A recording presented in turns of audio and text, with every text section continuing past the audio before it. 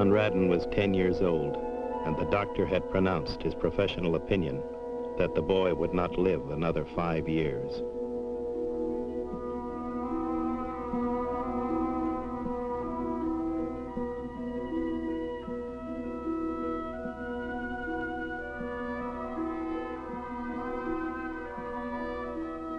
Mrs. de Ropp was Conradin's cousin and guardian, and in his eyes, she represented everything in the world that he hated. Mrs. de Ropp would never, in her honestest moments, have confessed that she disliked Conradin, though she might have been dimly aware that thwarting him for his own good was a duty she did not find particularly irksome.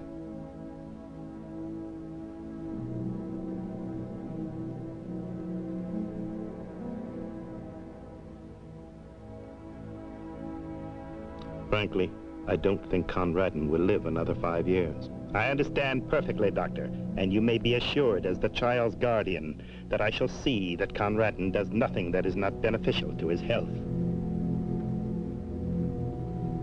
Conradin hated his guardian with a desperate sincerity that he was perfectly able to mask.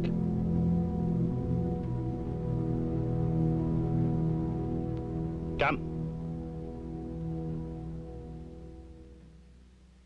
Conradin, how many times have I told you not to walk near the pool? Conradin, you're not to pick the roses. Conradin, it's time for your syrup. Meanwhile, there was an oasis in the desert of his loneliness and boredom. In a forgotten corner of the garden, hidden behind a dismal shrubbery, was a disused tool shed.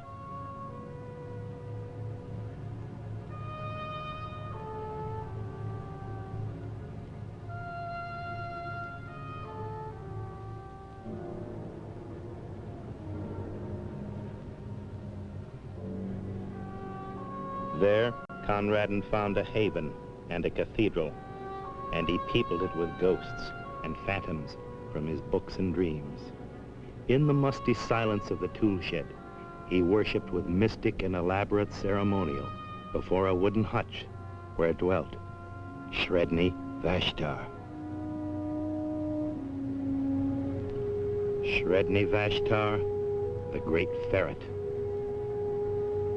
Conradin was dreadfully afraid of the evil, lithe, sharp-fanged beast, yet it was his most treasured possession. A hootin' hen was never drawn into the cult of Sredni Vashtar. For the very presence of so dangerous an animal was a secret and fearful joy to be kept scrupulously from his guardian. His name, Sredni Vashtar, Sredni Vashtar the Beautiful.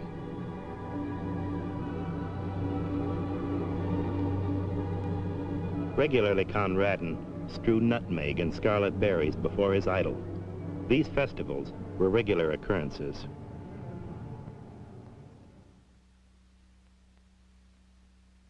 One day, while returning from shopping, Mrs. de Ropp slipped and fell on the ice. It took 3 days to recover from this fall. And Conradin kept up a festival before Sredni Vashtar. For 3 whole days, persuading himself Sredni Vashtar was personally responsible for her fall.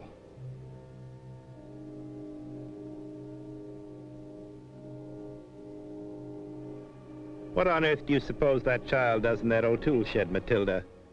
I'm sure I don't know, Mum. Maybe it's the hen. The hen? Yes, Mum. It took up living in the tool shed. Master Conradin has taken quite a liking to it, Mum. Indeed. Well, we shall look into that. It's not good for him to be puttering about there in all weathers. You go down and get it, Matilda, and get rid of it. But, Mum, you will do as I say. But, Mum, I don't much like going into that shed. There's something peculiar about it. Nonsense. Merely open the door and the hen will come out.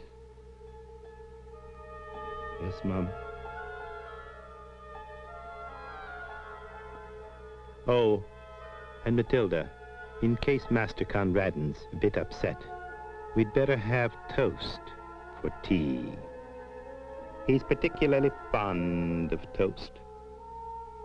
Of course it's bad for him, but just this once.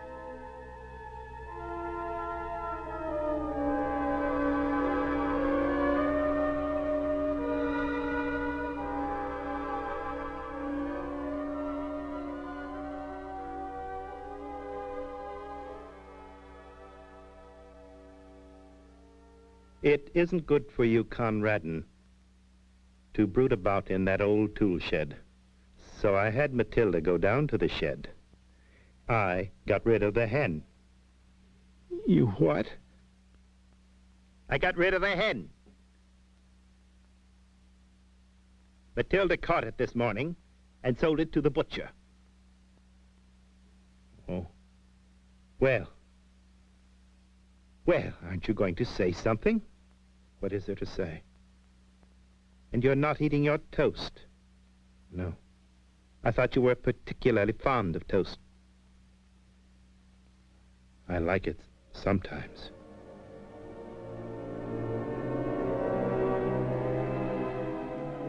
Do one thing for me, Sredni Vashtar.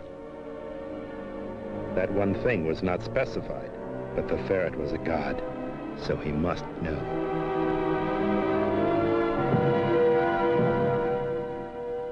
Do one thing for me, Sredni Vashtar. Animals. Now have them all cleared out at once.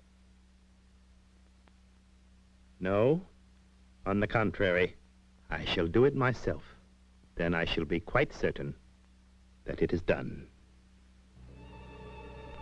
It was a cold afternoon, and Conradin was told to keep to the house. Sredni Vashtar went forth. His thoughts were red thoughts, and his teeth were white. His enemies called for peace, but he brought them death. Sredni Vashtar, the beautiful.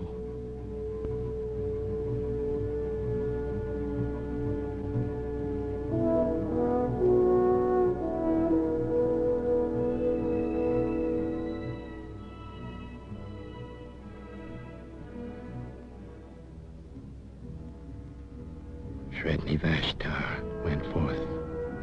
His thoughts were red thoughts. His teeth were white.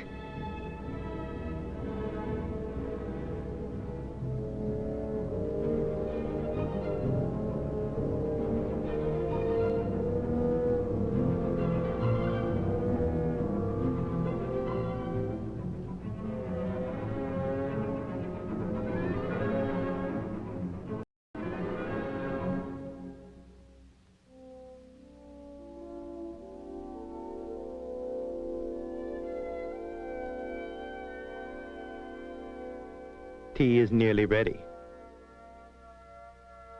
Where's the mistress?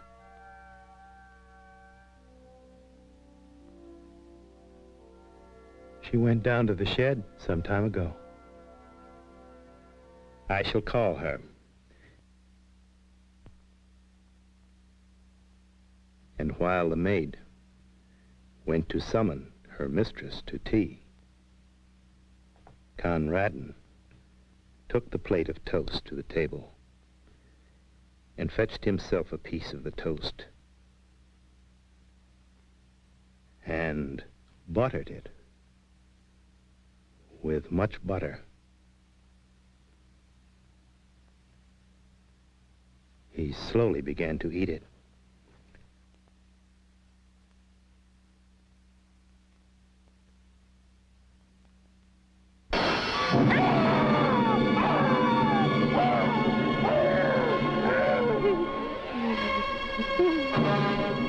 Come quickly! Oh, dearie, dearie me! Oh, who will break the awful news to the boy? I haven't the heart to tell him. While the matter was being debated, Conradin ate another piece of toast.